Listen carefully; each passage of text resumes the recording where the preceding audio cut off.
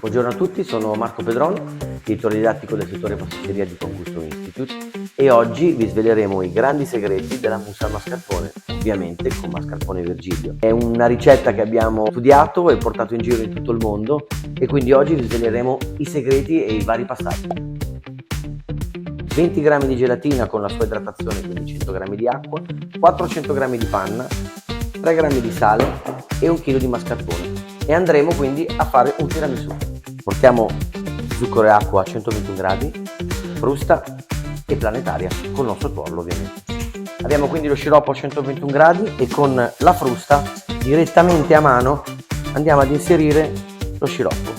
Non abbiate paura di andare a filo, assicuratevi che lo sciroppo sia perfettamente amalgamato col tuorlo e aggiungete la gelatina precedentemente ammollata direttamente. Sono proteine, vi aiuteranno a montare meglio il prodotto. Assicuratevi di miscelare perfettamente il prodotto e di non cuocere in una zona. Andiamo quindi a montare. Mentre la nostra pata bomb monta, noi andiamo a lisciare il mascarpone. Prendiamoci un momento per ammirare la cremosità e la lucentezza di questo incredibile mascarpone, qualità unica per la realizzazione delle vostre preparazioni.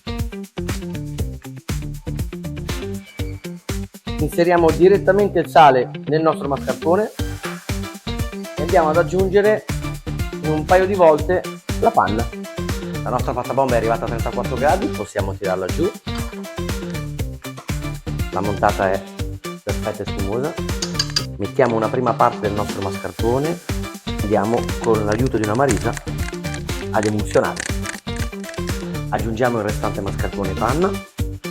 Quando il composto sarà perfettamente omogeneo, ma molto morbido, cosa faremo? Andremo a rimontare. Raggiunta la consistenza desiderata, possiamo iniziare a formare il nostro tiramisù.